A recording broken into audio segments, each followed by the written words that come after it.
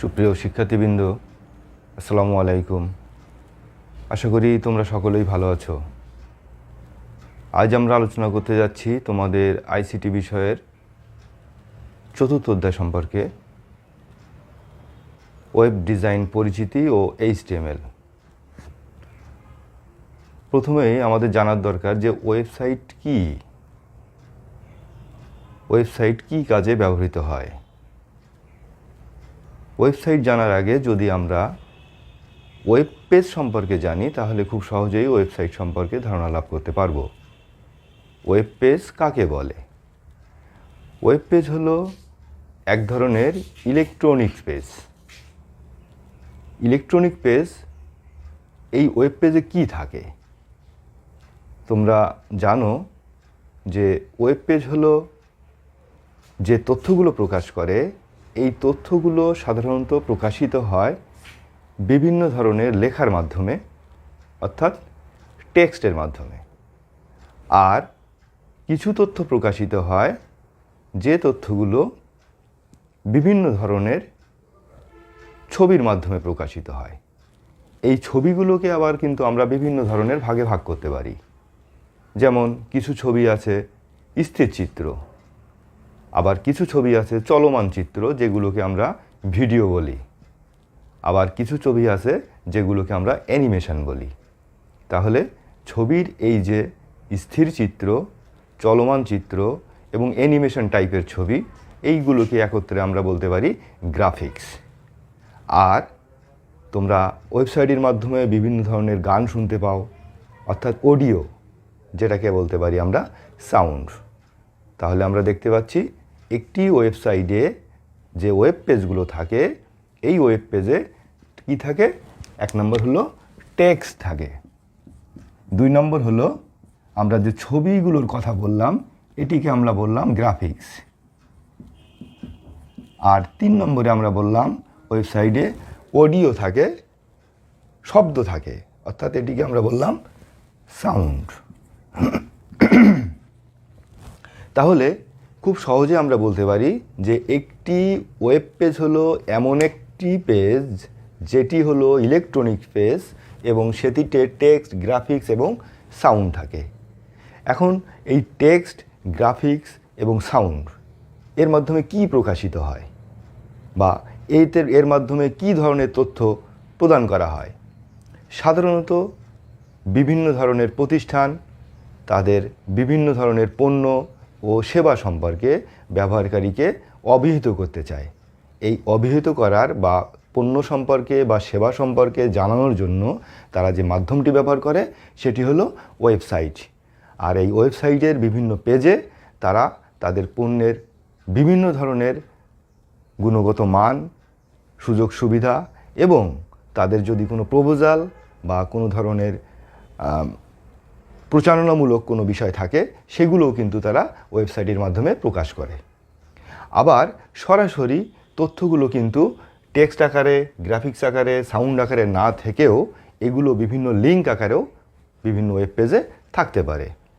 তাহলে আমরা যদি একটি ওয়েব পেজের সংজ্ঞা দিতে চাই তাহলে আমরা এটি বলতে পারি যে ওয়েব পেজ হলো এমন এক ধরনের ইলেকট্রনিক্স পেজ যেখানে বিভিন্ন ধরনের টেক্সট, গ্রাফিক্স এবং সাউন্ড থাকে এবং টেক্সট, গ্রাফিক্স এবং সাউন্ডের মাধ্যমে প্রকাশিত হয় বিভিন্ন ধরনের বিজ্ঞাপন ও প্রপোজাল বা প্রস্তাবনা, এবং বিশেষ কিছু ক্ষেত্রে সেগুলো বিভিন্ন ধরনের হাইপার লিঙ্কের মাধ্যমে ব্যবহারকারীর কাছে পৌঁছে যায়।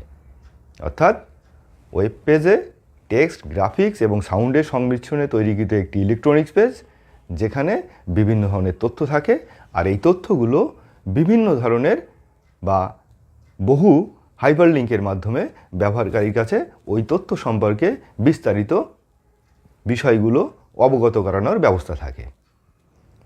আর তাহলে খুব সহজে আমরা এখন বলতে পারি ওয়েবসাইট কাকে বলে। তাহলে ওয়েবসাইট হলো কতগুলো ওয়েব পেজের সমন্বয়।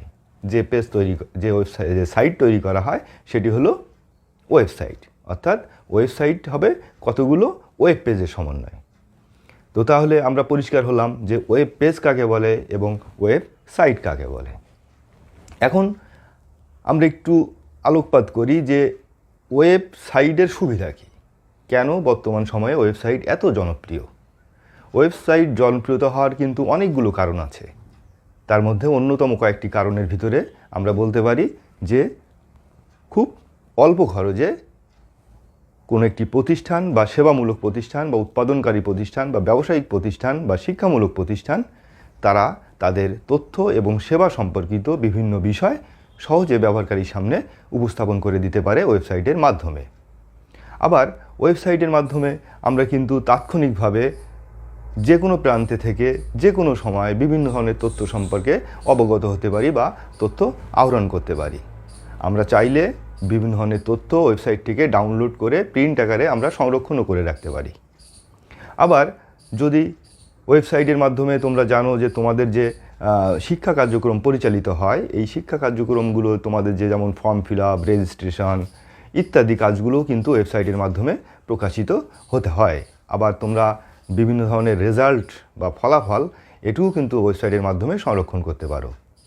আবার তুমি যদি এটা চাও যে বিশ্বের নামকরা কোনো বিশ্ববিদ্যালয় বা শিক্ষা প্রতিষ্ঠানের লাইব্রেরিতে ঢুকে তুমি লেখাপড়া করবে, তাহলে কিন্তু ওয়েবসাইটের মাধ্যমে তুমি সেই লাইব্রেরিগুলিতে ঢুকে তোমার লেখাপড়া তুমি করতে পারো।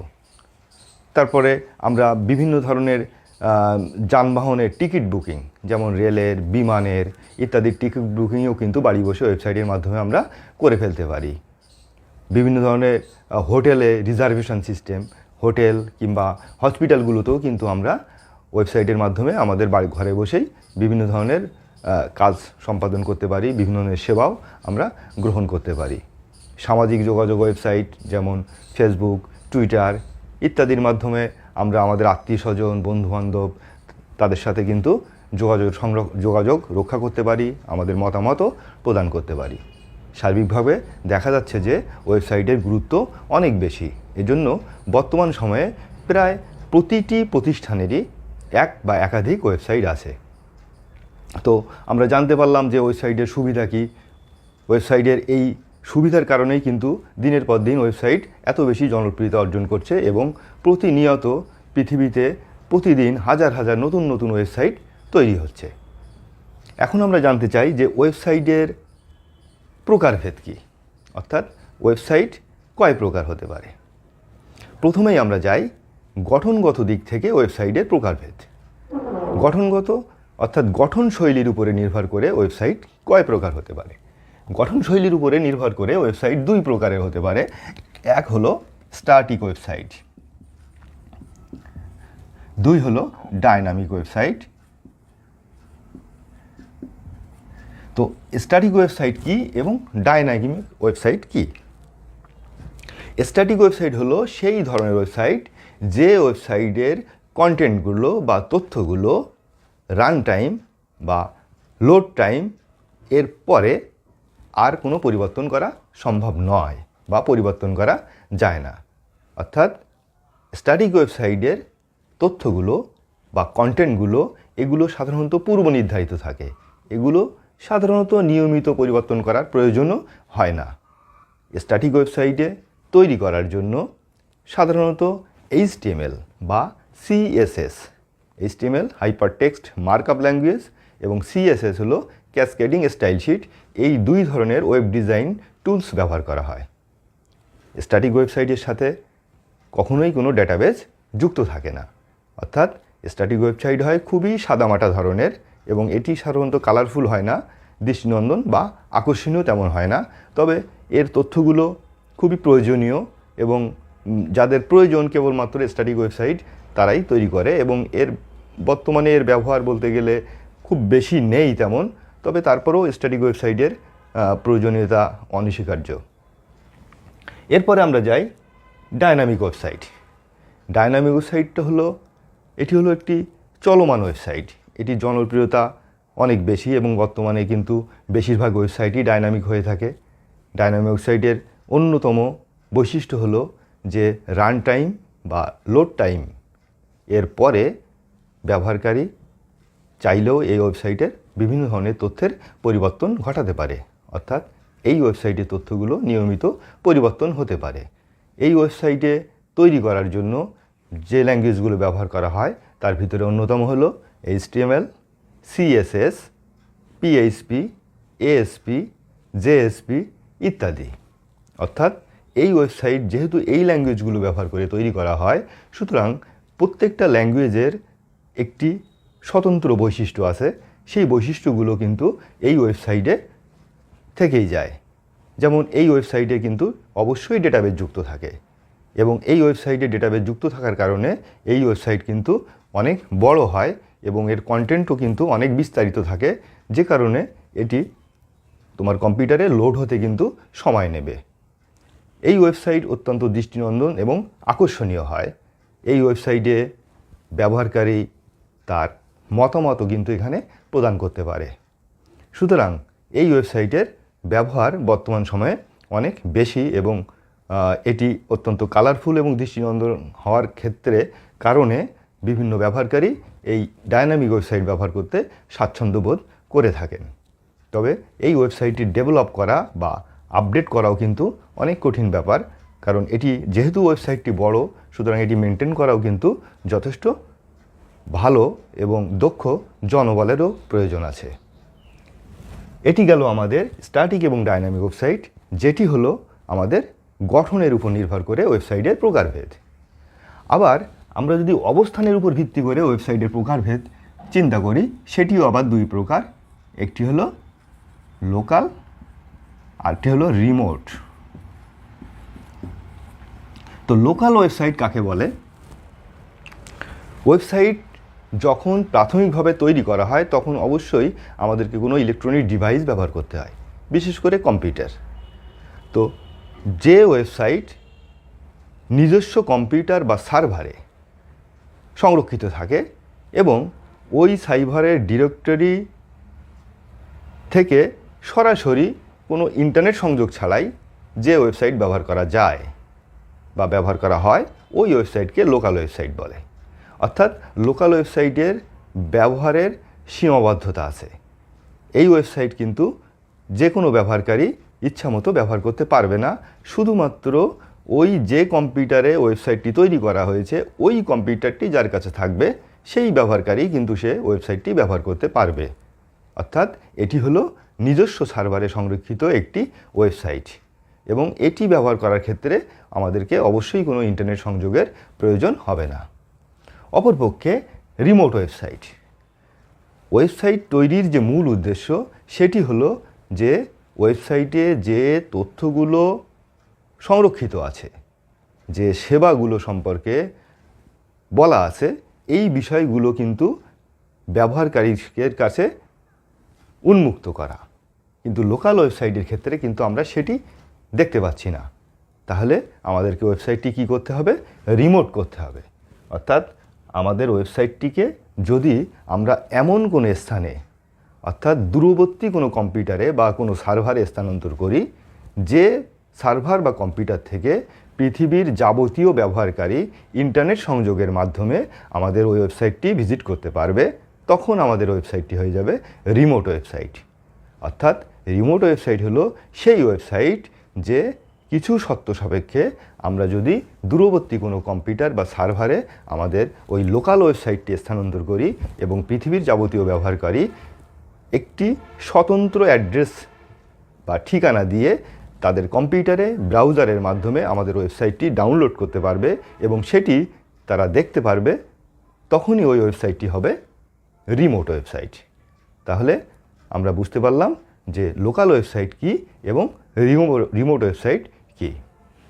এখন আমরা যাই যে আমরা যে ওয়েবসাইটের প্রকারভেদ সম্পর্কে জানলাম। এখন আমরা জানতে চাচ্ছি যে একটি ওয়েবসাইট কিভাবে পাবলিশিং করা হবে, অর্থাৎ ওয়েবসাইটটা সবার জন্য ব্যবহার করার ব্যবস্থা থাকবে এবং ওয়েবসাইট তৈরির যে মূল উদ্দেশ্য যেটি ছিল সেটি কিভাবে অর্থবহ করা যায়। এই পাবলিশিং প্রক্রিয়াটাকে আমরা 4টা ধাপে ভাগ করতে পারি। 1 নম্বর ধাপ হলো আমাদের ওয়েবসাইটটি ডিজাইন করতে হবে। 1 নম্বর আমাদের ডিজাইন করার প্রয়োজন। 2 নম্বর হলো এই ওয়েবসাইটটিকে আমাদেরকে রেজিস্ট্রেশন করতে হবে। 3 নম্বর হলো এই ওয়েবসাইটটিকে আমাদেরকে হোস্টিং করতে হবে। এবং 4 নম্বর হলো ওয়েবসাইটটিকে সার্চ ইঞ্জিনে আমাদেরকে সাবমিশন করতে হবে। সাবমিশন। এখন আমরা প্রথমেই যাই যে ওয়েবসাইট ডিজাইন কি। ওয়েবসাইট ডিজাইন হলো আসলে ওয়েবসাইট তৈরি করা। ওয়েবসাইট তৈরি করার জন্য আমাদেরকে কিছু নির্দিষ্ট ওয়েবসাইট ডিজাইনিং টুলস বা ল্যাঙ্গুয়েজ আছে, সেগুলো ব্যবহার করতে হবে। এই ধরনের বিশেষ কিছু ওয়েবসাইট ডিজাইনিং টুলস বা ল্যাঙ্গুয়েজ ব্যবহার করে যখন আমরা একটা ওয়েবসাইট ডকুমেন্টস তৈরি করব, তখন এই ওয়েবসাইটটি আমাদের তৈরি হয়ে যাবে এবং ওই প্রক্রিয়াটাকেই মূলত বলা হচ্ছে ওয়েবসাইট ডিজাইন করা। অর্থাৎ ওয়েবসাইট ডিজাইন করার ক্ষেত্রে কিছু স্বীকৃত বা কিছু সুনির্দিষ্ট ল্যাঙ্গুয়েজ আছে, যে ল্যাঙ্গুয়েজগুলো ব্যবহার করে আমরা যে তথ্যগুলো, এই যে টেক্সট, গ্রাফিক্স এবং সাউন্ডগুলো কিভাবে আমরা আমাদের ওয়েবসাইটে উপস্থাপন করব সেটি নির্ধারণ করা এবং ওই ল্যাঙ্গুয়েজের মাধ্যমে সেইগুলোকে উপস্থাপন করে যদি আমরা আমাদের একটি ওয়েবসাইট তৈরি করতে পারি, তাহলে ওইটিকেই মূলত বলা হবে ওয়েবসাইট ডিজাইন করা। দ্বিতীয় পর্যায়ে আমাদের যে কাজটি করতে হবে সেটি হলো রেজিস্ট্রেশন করা। রেজিস্ট্রেশন এটি একটি গুরুত্বপূর্ণ বিষয়, কারণ পৃথিবীতে অসংখ্য ওয়েবসাইট আছে এবং এই ওয়েবসাইটগুলোর কিন্তু প্রত্যেকটি একটি স্বতন্ত্র নাম বা ঠিকানা সংরক্ষণ করে।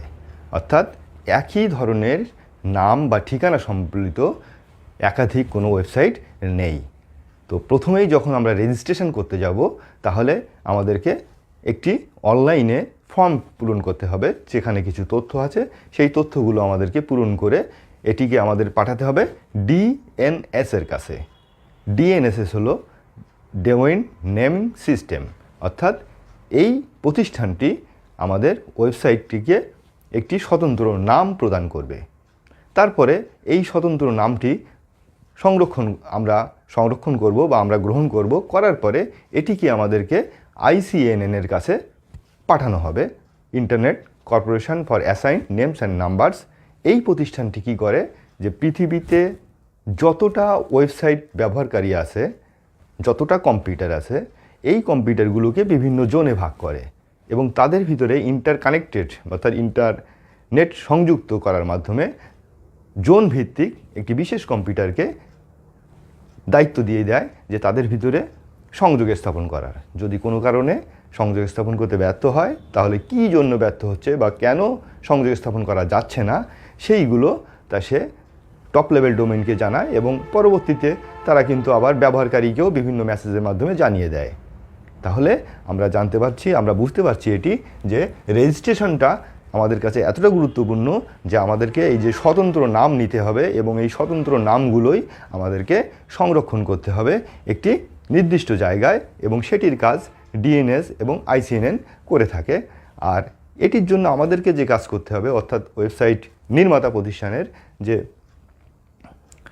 প্রাথমিকভাবে কিছু অর্থ প্রদান করা এবং পাশাপাশি একটা নির্দিষ্ট মেয়াদ অর্থাৎ 1 বছর বা 2 বছর পর পর আমাদেরকে এই রেজিস্ট্রেশনটা রিনিউ করতে হবে, অর্থাৎ নতুন করে এটাকে আবার চালু রাখার জন্য তাদের সাথে বিভিন্ন ধরনের সংযোগ স্থাপন করে তাদের যে রুলস অ্যান্ড রেগুলেশন আছে সেই অনুযায়ী আমাদেরকে ওয়েবসাইটটা চালু রাখার ব্যবস্থা করতে হবে। এটি হলো আমাদের রেজিস্ট্রেশন পর্যায়। 3 নম্বরটি হলো হোস্টিং। এটিও খুবই গুরুত্বপূর্ণ একটি বিষয়। হোস্টিং হলো যে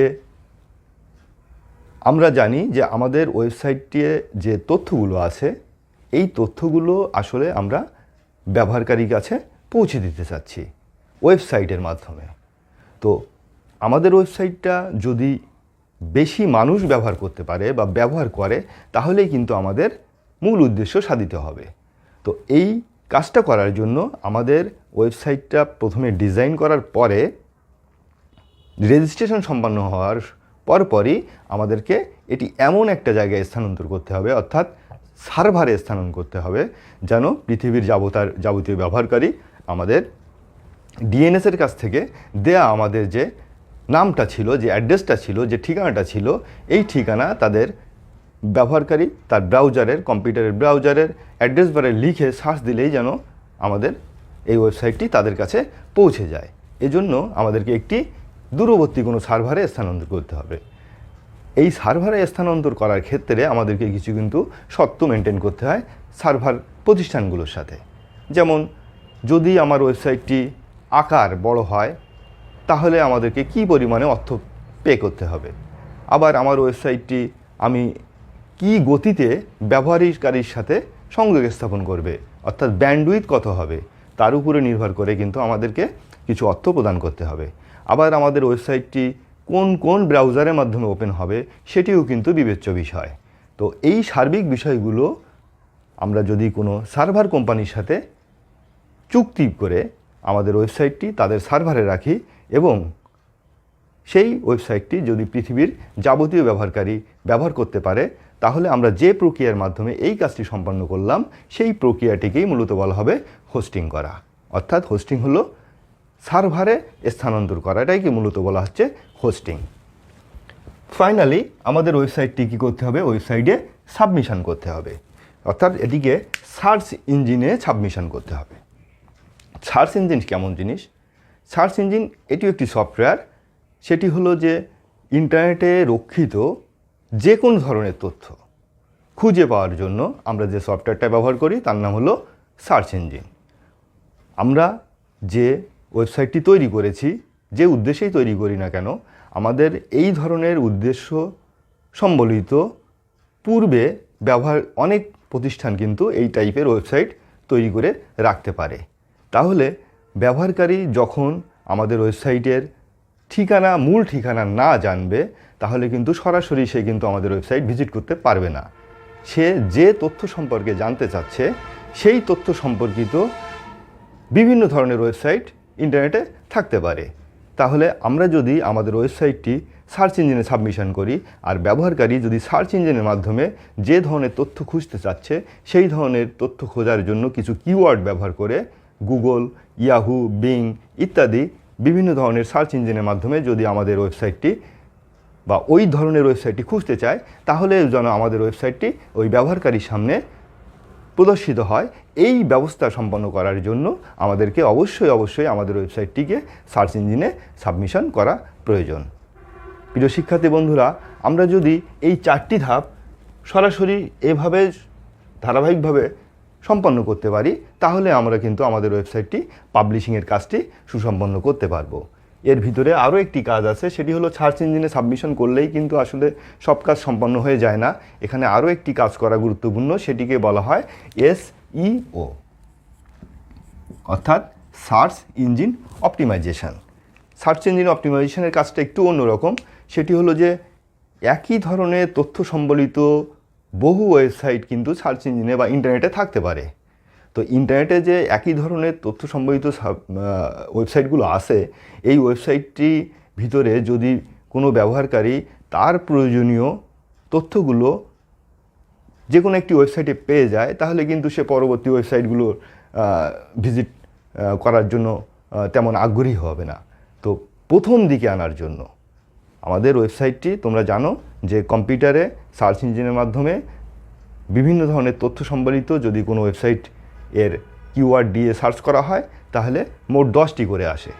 তো আমাদের ওয়েবসাইটটি যদি পিছনে থাকে, তাহলে এই ওয়েবসাইটটি যে প্রক্রিয়ায় আমরা প্রথম দিকে আনতে পারবো, অর্থাৎ ব্যবহারকারীকে আমাদের ওয়েবসাইটটি ভিজিট করার জন্য আকৃষ্ট করাতে পারবো প্রথম দিকে এনে, অর্থাৎ টপের দিকে এনে, তাহলে সেই যে প্রক্রিয়াটা অনুসরণ করা হবে সেই প্রক্রিয়াটার নামই হলো সার্চ ইঞ্জিন অপটিমাইজেশন বা SEO। তো প্রিয় শিক্ষার্থী বন্ধুরা, আজকে আমাদের আলোচনার বিষয় ছিল এটি যে ওয়েবসাইটের সাধারণ পরিচিতি, ওয়েবসাইট কাকে বলে, কত প্রকার কী কী, এবং ওয়েবসাইটের সুবিধা কী, এবং ওয়েবসাইটের কিভাবে সার্চ ইঞ্জিনে সাবমিশন করতে হয়। আজকে আমাদের আলোচনা এ পর্যন্তই। আমরা পরবর্তী ক্লাসে ওয়েবসাইটের গঠন এবং ওয়েবসাইটের যে অ্যাড্রেস, এইটা নিয়ে বিস্তারিত আলোচনা করব। সে পর্যন্ত সবাই ভালো থেকো, সুস্থ থেকো। আল্লাহ হাফেজ।